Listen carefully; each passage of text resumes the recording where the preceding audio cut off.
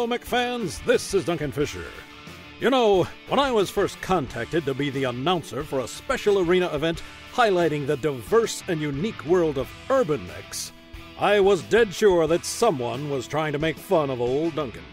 But then I got a call from my old friends over at the Mechs for Jocks charity that helps put dispossessed mech warriors back in the cockpit. I quickly learned, quite to my surprise, that there is a small, verbal, and sometimes violently loud segment of arena fans who hold dear the little walking trash cans of the battlefield. Working with the specialty company Urban Mech Outfitters, the Mechs for Jocks crew had managed to assemble a show docket filled with some of the best, some of the worst, and some of the biggest-hearted pilots I had ever heard of. Still sure that this was a farce-filled spectacle that I would never regret missing, I nevertheless decided to do the charitable thing and signed on to be the announcer for their little show. Boy, you can just imagine my surprise when I found out they had managed to book out the Scrapyard, the second largest arena in the Reaches. How in the name of Kerensky did they do that? Imagine it, if you can. The grand lights of the arena, one of the loudest crowds on record, and the Scrapyard floor occupied by over 24 urban mechs. The tiny titans were outfitted with the latest in second-hand parts, cobbled-together armor, misfiring jump jets, and weapons that had lost their safety ratings before the War of 3039. Watching those little guys jump jetting around the arena like fleas on a dog made me feel like I was watching the Dodo Bird World Series, but with lasers and autocannons. Hell, it's a good thing there weren't giant fly strips hanging from the ceiling, or things would have gotten really ugly. Now, the matches and the grand melee weren't the most exciting I've ever broadcast, but the crowd's enthusiasm and the pilot's eagerness to be sitting in the cockpit of literally anything that could be considered a battle mech made up for it in spades. That just goes to show you, folks, there's no rhyme or reason for what some people think is a good idea. This has been the Duncan Fisher Minute.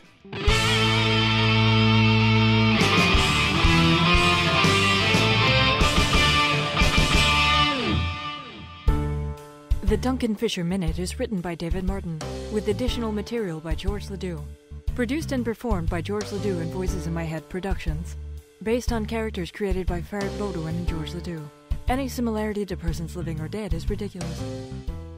No Guts, No Galaxy is recorded in front of a live studio audience. This is an adult podcast containing adult language. Consider yourself warned. Welcome to the No Guts, No Galaxy Mechs, Devs, and Beer podcast number 19. My name is Daeron, a.k.a. Bombadil, and I am your host. It is April 23rd, 2015, and I am joined today by Matt Newman. What was that? That was somebody sneezing in the background. Well, bless you, whoever that was. I am joined today by Matt Newman, Live Ops Manager, and Alexander Garden, Lead Customer Support. So, Matt, how are you doing today? I'm excellent. How are you? Very good. I was told, well, you told me first, and then I saw your Twitter feed, you actually do have a beer, which is awesome, because most people come to Mechs, Devs, and Beer without the beer. What are you drinking today? Well, actually, both Alex and I are drinking Dark Matter. Both of you. All right. So is this a local beer, I was told, yes? Yeah, it's brewed in Victoria, BC. Right on. Well, I'm sipping a little bourbon here that was sent in from one of our listeners. So thank you to that person who knows who he is. And cheers to you guys. And Alex, how are you doing today? I'm great. Cheers to you. Excellent. Sounds like everybody's busy. It's a dark beer, this Dark Matter, obviously. And yes. The reason I chose it is I said to Alex, you're going to be on Mech, Devs, and Beer. What kind of beer do you like? He says he likes dark beer. So I normally drink really light beer. So when I got this, picked it up. And I actually really like it. What do you think of it, Alex? I think it's pretty good. You didn't tell me that you only usually drink light beer, though. Being adventurous today? Always. Any excuse to have a beer, whether it's trying something new or whatever. Brian Windover was going to line up tequila shots for me. Well, we'll have Brian on, and we'll do that one of these days. We need more serious drinking on the Mechs, Devs, and Beer. I totally concur. It's not a kids show. It's not a kids show. All right. Well, welcome back to Mechs, Devs, and Beer. Matt, you have been on before. It was a long time ago.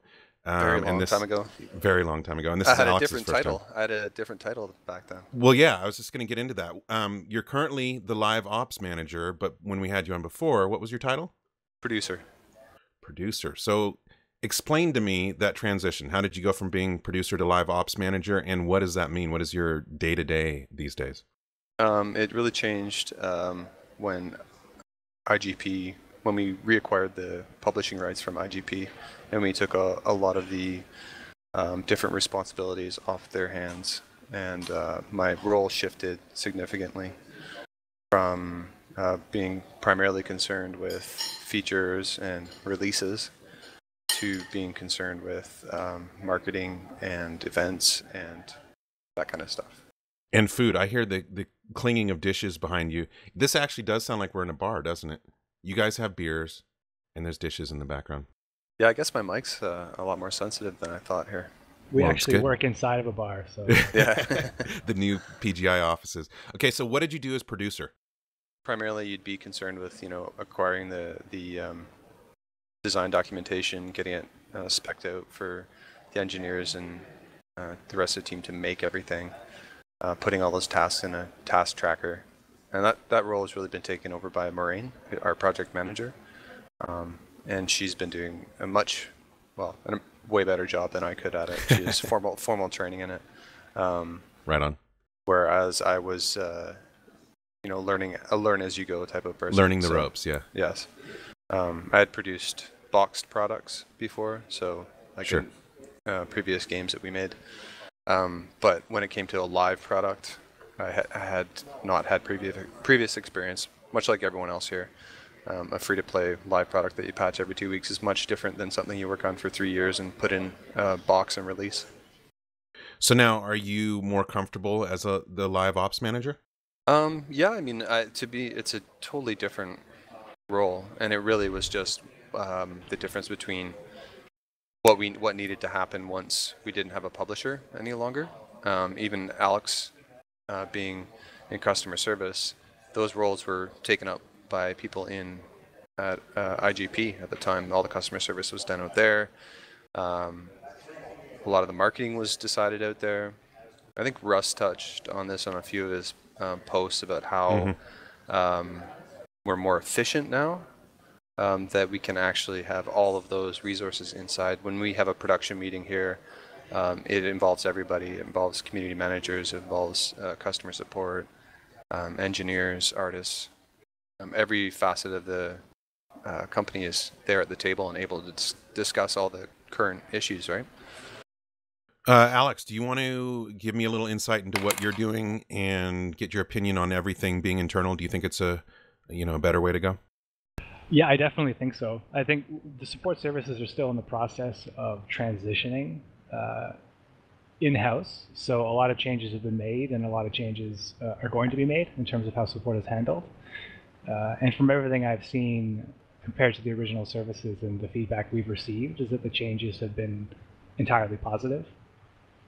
So I think going internal is a huge benefit. And like Matt said, with efficiency, I think is probably one of the biggest aspects.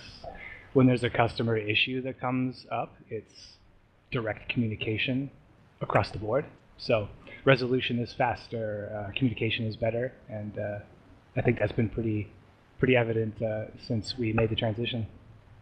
Yeah, I mean, it just feels to me, it feels more personal. Even though IGP was a part of MechWarrior from the beginning or whatever, it still felt kind of third party. I feel like now it's like you're talking with people that are making the game, that have everything invested in the game. I definitely agree. It's a nice improvement, including Tina as part of that team. So it's going to be nice to see that develop and become even more efficient and better. Yeah, absolutely. All right, so now live ops manager. What does that mean now? What is your day-to-day? You get in the office. What is it that you're doing pretty much on a daily basis? So I don't know if my title completely suits what I do, but generally we come in on Monday and we have a marketing meeting and we talk about the upcoming events and sales and pre-order programs and promotions and how the previous weekend event went. how the previous sale went, and we try and tweak from there. Like it's myself, Russ, Alex, Tina, web developers, database engineers, designers, and we talk about, okay, well, what do we want to do next? What can we do next? Just trying to keep the ball rolling. I don't know if, I assume people have noticed that we just have like pretty much constantly events. So the turnaround time on those can be pretty quick. So once we decide we're doing something, generally we leave the meeting, I take the notes, I start the process of documenting what we're going to do. We may have back and forth on, what the prizes are going to be, what the goal is going to be, how we're going to use a formula for the event. Alex always chimes in on like what the last event perception was of the last event. And I think I'm hoping players have noticed that we've continually tried to change it and experiment with new events and new event types and make them as interesting and as fun as possible. Battle of Two Kids starts tomorrow morning, and that's a really big one, really exciting one. Yeah, we'll get into the Battle of Two Kids in a moment. As far as the events, now, yes, you just said PGI does a lot of events. There's a lot of MechWarrior Online events. I play a lot of similar games in the free-to-play market and so forth. And while there are events, there typically aren't weekly events, whether that be a week-long event like there has been or the usual weekend event. Do you guys feel like you set a difficult precedent in having that many events? I mean, you're having to come up with all these ideas. Obviously you try when you can to make it lore based or whatever, but how much of a challenge is it to keep coming up with new events? It's not that much of a challenge. I think the titles are the hardest part. I think it's more just making sure that we have variety. Like when you're doing it consistently, like a lot of the time, you really want to make sure that you're doing something different, something special, and that you're improving all the time. Well, I think the key is, okay, yes, you've said there's variety. You guys have had leaderboard events, you've had just solo events challenges or whatever, solo challenges, you've had group events, all kinds of different events that you're experimenting with. And every time you have, a bunch of people, this is the best event ever. And then people going, this event means nothing to me because they don't play Community Warfare or they don't do Or why don't you have events during the week? Yes, which you did. That's been done and can be done again. Out of all these events and so forth, what tends to be the most popular? It's got to be the grab bag events. So like stocking stuffers, trick or treat, Lucky Charms. Everyone loves those. Yeah, those are, in my opinion, pretty dang unique. And of course, everybody loves them. Every single time. Everybody's going crazy. It's blowing up on the Reddit and forums what everybody's getting. Those are really fun, and I hope we see some more of those this year. So people like free stuff. Is that what you're saying? Yeah, but I think it's more than that. I think that they like the surprise. The random. I think it's yes. I hate to say it, but it's kind of like scratch and win. It is. It's exactly like that, actually. Yeah. But I think that they get, what am I going to get? You get the really cool loop of going into the game, coming back out, seeing, oh, what did I win? Was it MC? Was it a mech bay? Was it a cockpit item? I love dropping with people, and when one of them gets one of the big ticket items, and just that glee. We should turn it on permanently. No, take that out every of the podcast. day. Take it out. I never said that. Said what? Anyway, yeah, exactly. Do you have any ideas when the next grab bag might be? Or are we looking at, is it going to be Halloween? Or you don't know? Oh, geez, Halloween, that's too long. I know. What could happen? What's a big holiday before then? I don't know. Maybe there's some cool Canadian holiday that could be a grab bag event. Yeah, exactly. There's got to be a summer thing we can do. Yeah, there's got to be something in the summer. Well, if you want to make Americans happy, there's always 4th of July. Yeah, I don't know. I'm sure you can come up with something. So if people want to send you messages on Twitter or something like that with suggestions, is that the right? No, don't use Twitter. Don't use Twitter for me. I'm not quite as Twitter savvy as Russ. But I do feedback maybe. Yeah. NMWO Mercs, Tina.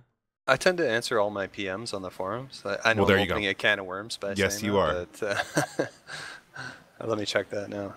That's as of today. Let's talk to you again in a month and see if you exactly. say the same thing. I tend to never answer any of my PMs on the phone. All right. Well, if anybody has some ideas, I'm sure just in general, just I ideas always for read, events and sales. Yeah. and I always go in the forums and read every thread relating to any of the sales or posts, or events. So I read the whole thing and try and chime in when I can to answer any questions people have. So if you post in there about your ideas for the next event, or I want to see this or I want to see that, or if we put something on sale, I always go back and check those. And sometimes they'll find mistakes in the post, or they'll be like, this didn't, And I've seen really some pretty quickly, good community kind of ideas out there for events and sales. I'm sure they make their way to you one way or the other, whether you're reading it on the forums or Reddit. Alex, are there any events that, make more work for you in customer support? Yeah, it's always going to be the ones that offer items that people have already acquired a day, 2 days, a week beforehand. Right. And we usually make exceptions for those, but they can kind of bog down support resources a little bit. So more and more we try and put some nice disclaimer text just in case. Yeah, and then the events, sometimes with the grab bags, they may not register all the games, things like that, but right. More often than not, those always do register. It just takes a little bit of time. I love those posts from people when you're doing a new event or a sale or something like that, and they're like, I just bought this yesterday and now it's, you can't foresee everything, and sometimes get a second one. There's a good reason to have the same mech twice. Anyway, the big event, obviously, this is a first of its kind, the Battle of Tukiad, which starts tomorrow. Today is Thursday the 23rd, starts Friday the 24th. Matt, you want to just kind of tell us what this event is about? The lore based? Not the lore, just the game side of it. What does this mean for the players? What's going to be happening over the next days? It's going to be hopefully everybody dogpiling into Tukiad and smashing the shit out of each other. Woot woot. I think it's just going to be like pure metal on metal. A lot of fun is what I'm hoping it's going to be. And there's a lot of cockpit items to be won. Some bragging rights to be won. Yes. Some real inner sphere versus clans kind of rivalry stuff. Then as well within each of the factions, rankings. So what are the top factions in the clans? What are the top factions in the inner sphere? And then even below that, in those factions. So in Clan Wolf, who's the best? What's the best unit in Clan Wolf? What's the best unit in Liao? So a lot of bragging rights. And then beyond that, there's going to be a pretty lengthy personal challenge to take part in if you choose to. So lots of prizes, lots of fun, hopefully. All right. Now, this starts at 3 p.m. PST tomorrow. That's 10 p.m. UTC, and goes on till the 27th. There's also a sale, right, for this battle, the Tukiad sale or something? Yeah, it just went up. The post just went up for that, but I guess by the time they hear it, this will be old news. But it is. Yeah, this will be live tomorrow morning. A ton of stuff. So MC packages are on sale. You get 20% extra MC. Hero and Champion Mechs are 50% off. Faction cockpit items are 50% off. MC consumables are 30% off. Faction patterns are 30% off, and premium time is 30% off as well. So pretty much anything you can buy for MC is discounted, and MC itself is discounted as well. All right, and the sale goes until the 28th. Okay. Well, the actual MC package is to be determined. Okay. But all of the rest of the MC item stuff all end on the 28th, so a day after the event. Excellent. So lots of sales, lots of event stuff going on now. Now back to the event itself. You got the main event, of course, with all the main event awards, and there's a personal challenge. Can you kind of differentiate between the two? I mean, personal challenge is something that you just, it takes you playing the game and achieving a score within matches. Is it opt-in? No, I mean, if you play Community Warfare, you're opting in. If you're playing Community Warfare on this weekend, you're participating in the Battle of Tukiad. Okay. There's a participant banner, and all it requires is 5 matches with a minimum match score of 80. So that would get you a participant banner. Yep. And that would qualify you for all the other banners. So if your unit, faction, or your side be it clans or Inner Sphere, gets a victory, you will get banners from those as well. But you do have to get the minimum match score of 80 in 5 matches to qualify for those. So we really wanted to make sure that people are getting in there and playing. You couldn't just like drop in one match and earn a reward. You got to put some effort in. And then from there, it just goes up and up and up and up. Yeah, I can see. Like, go ahead. Well, I was just gonna say, Alex and I both spent a lot of time kind of tuning the rewards. We're giving away more mechs again. Lots of C-bills, lots of GXP, some MC. Yeah, if you're trying to participate in both the main event and the personal challenge, I mean, I'm just looking at all the rewards. There's so much that can be won or rewarded. Yeah, and even with the personal challenge, you have to be playing Community Warfare. So if you're playing pub matches or public matches all weekend, you won't qualify the personal challenge. Right. This is really about 2Kid and getting enticing as many people to participate so that it's a all-out crazy brawl. Now, not to make less of this event, because it's an awesome event, obviously. But as this is Community Warfare Beta, would you call this in any way community war, like a test on community war events? Yeah, definitely. I would. I mean, we're always refining, always trying to improve, and we'll be listening to the feedback on this one as much as possible. And yeah, it is Community Warfare Beta, and Russ has mentioned we're going to have a map reset soon. Right. All the investigation, like the last Community Warfare event we discovered that if one side could stack the queue, basically you could make it impossible for the clans to make any progress. Yeah. So we fixed that issue, and so that'll, leading up to this event, I mean, if we hadn't fixed that issue, we know who the victors would be. It'd be whichever side had the most people. But now, because that's not going to happen in this event, we're really going to see, can the clans take 2Kid, or can the Inner Sphere faction standing in for Comguard defend it? Now, not that the lore, I think for MechWarrior Online is very much flavor and not driving the game in any way. But, as the lore heads will know, the Battle of Tukid basically ended the clan invasion. So maybe it's appropriate that the map is getting reset soon after the Battle of Tukid, regardless of whether the clans take Terra or the Inner Sphere holds it. So that's, lore-wise, it's pretty cool. As the clans were approaching Tukid, I know that we got a lot of pings from people constantly saying, you've got to tell PGI to do a Tukid event. So whether or not you guys were planning on doing that already or not, I know you made a lot of people happy with the choice. Yeah, I was excited about it. There was certainly some technical hurdles that had to be overcome. We didn't have it so you could attack a planet with multiple factions before.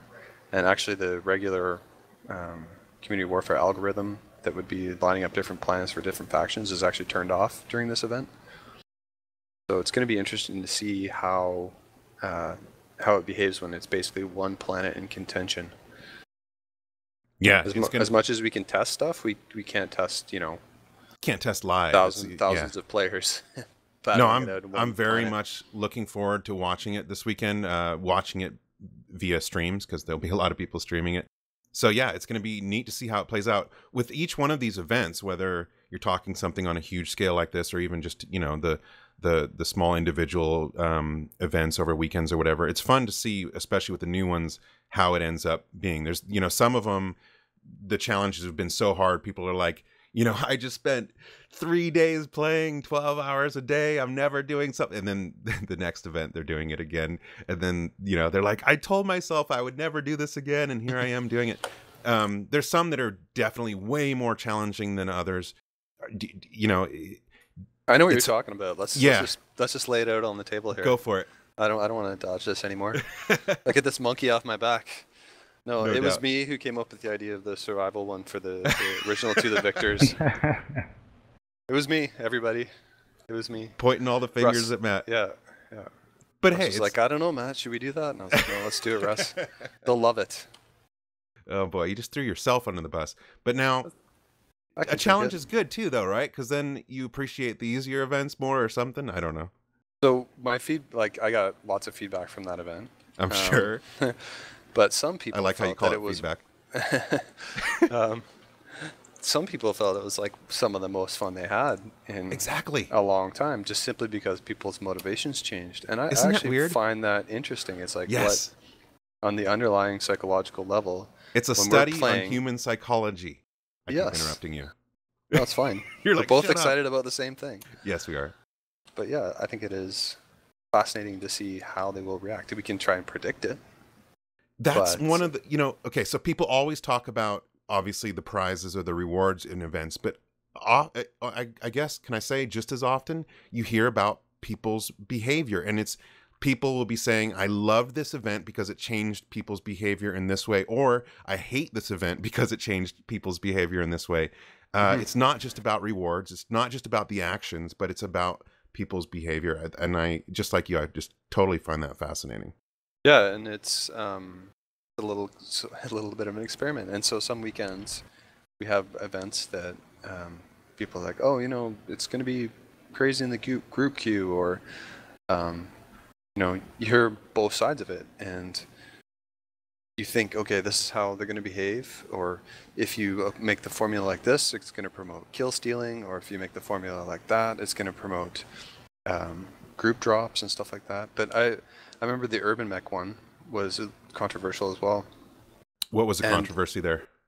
Well, one, it was behind a Paywall, right? Right. And as much as, like, I regret that, at the same time, those guys in the Urban Mech thread that kept that thing alive and on the top of the announcements forum for like a year, right? I felt like it was okay to have an event for them when we ran an event for everyone else at the same time. Can everything be for everyone all the time? And that's the thing. Like, I got a lot of feedback on that event too, that they just loved it, and they hope that there's, for the next pack, the Clan Wave 3, they want the same type of thing.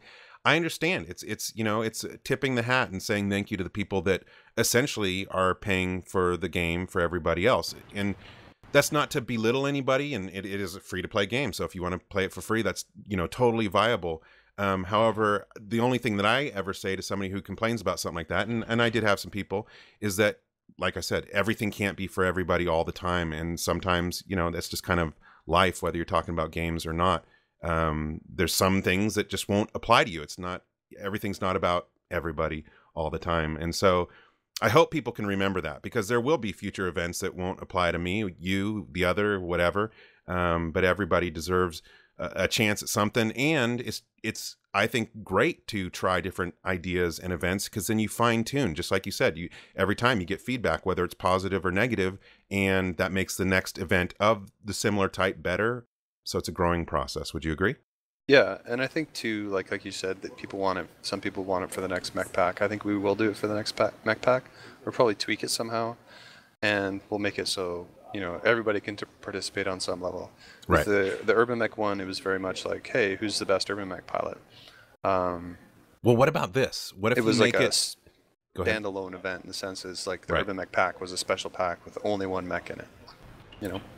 Could you make it so that there's an event that's going on for the Clan Wave 3? So however you do it, whether it's one specific mech or all 4 mechs in the pack. But what about for the people that don't get it, if their version of the event is killing those mechs out on the battlefield? Isn't that kind of good revenge? Like, they couldn't get the mech pack, so they can kill them and get rewards?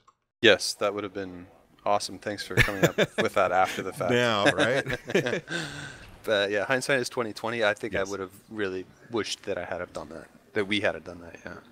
All right. Well, there's ideas. And speaking of ideas, we talked about the Battle of Tukiyid, and this is a first of its kind as far as an event in MechWarrior Online.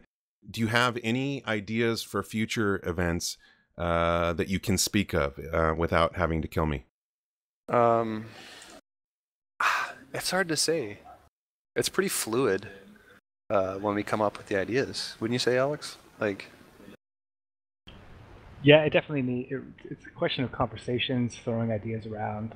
It's not a formula, in other words. You can't just say crank out an event. It just kind of happens at each week as you discuss it. And yeah, I mean, I get that. well, some of them are each week, and some of them are like, you know, we see coming 2 months in the future, right? Sure. Like you didn't plan Christmas. Tukiyid a week ago, right? Exactly. It took us till that long to be able to announce it and confirm Right. that, yeah, we were going to be able to make it work. But we had been in the planning stages for about a month, at least. And then something like Christmas, you just know Christmas is coming, right? Sure. So I think it happens again this like year. stocking stuffer too. Yeah, it does. Oh, sorry, I should say the holiday season. Yes. When the holiday season is upon us, we're generally Mechsmas. going to put something together for that. I mean, it was awesome for the Lucky Charms event and the Pot of Gold event. That was a lot of fun. That was a lot of fun, but one of our designers here is Irish, so we were having a good time with it.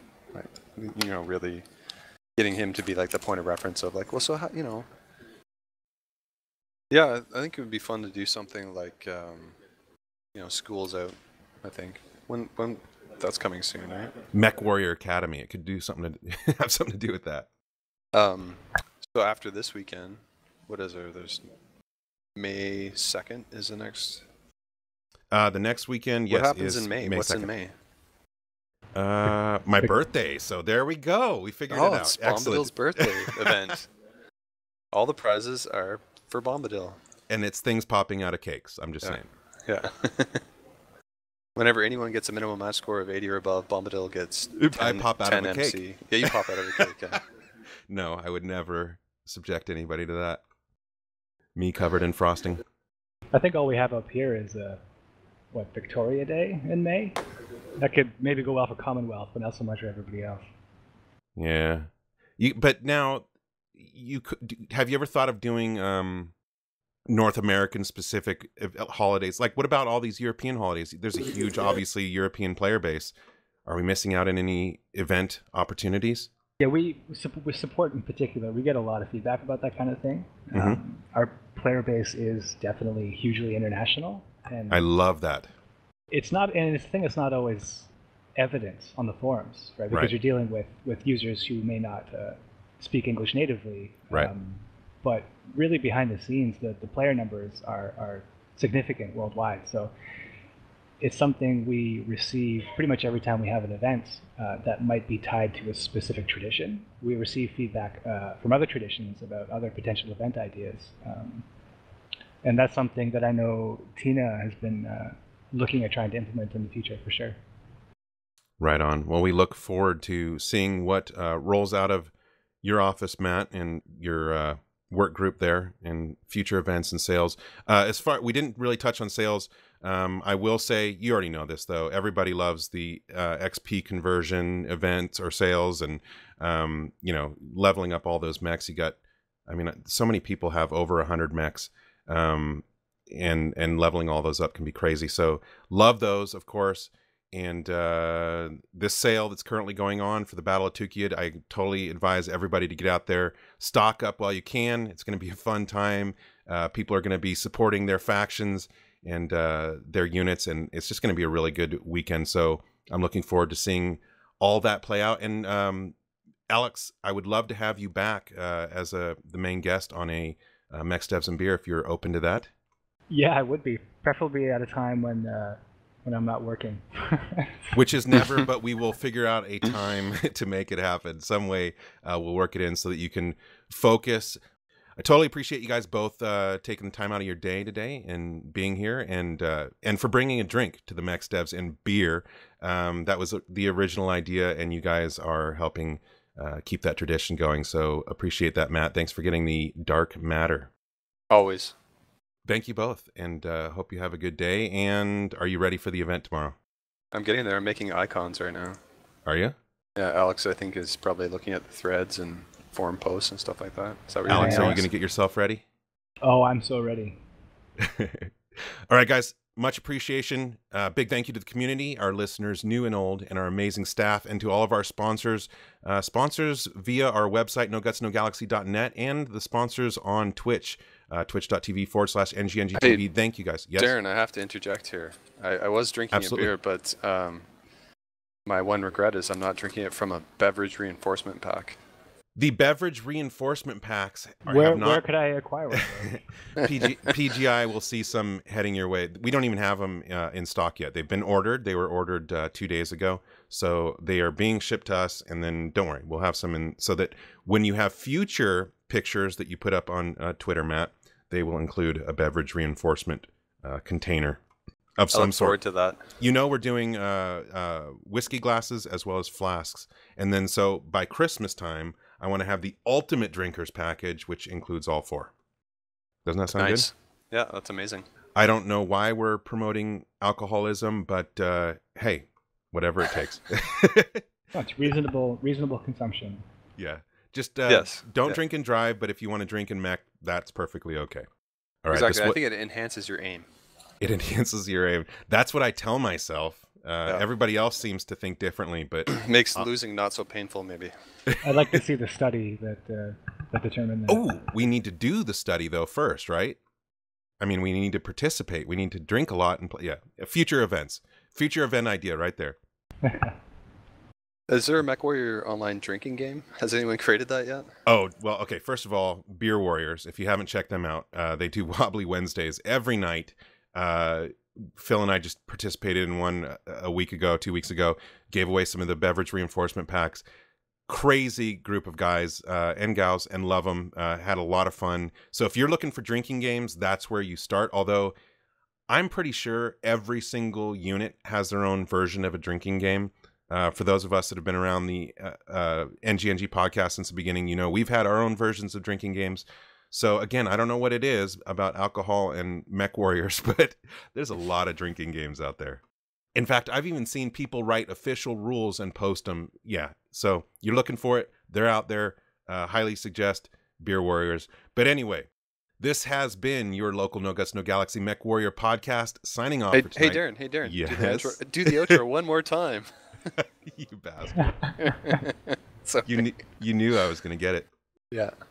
This was your local No Guts, No Galaxy Mechs, Devs, and Beer podcast. Signing off for tonight. This is Daeron. This is Alex. And this is Matt. Nice. You've been drinking, haven't you?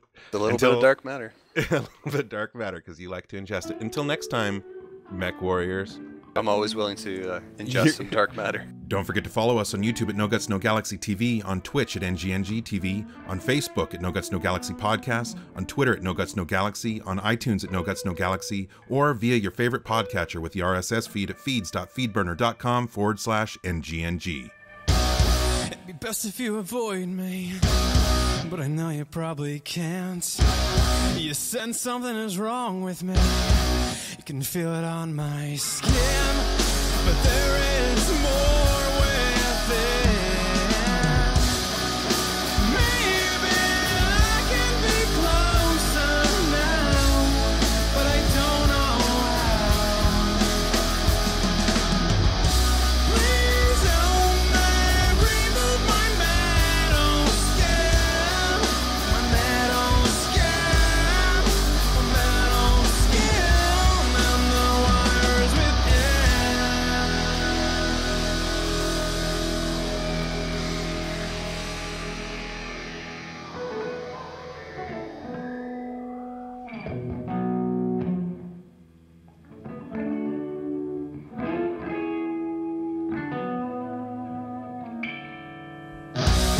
You probably thought it was normal, just a little off.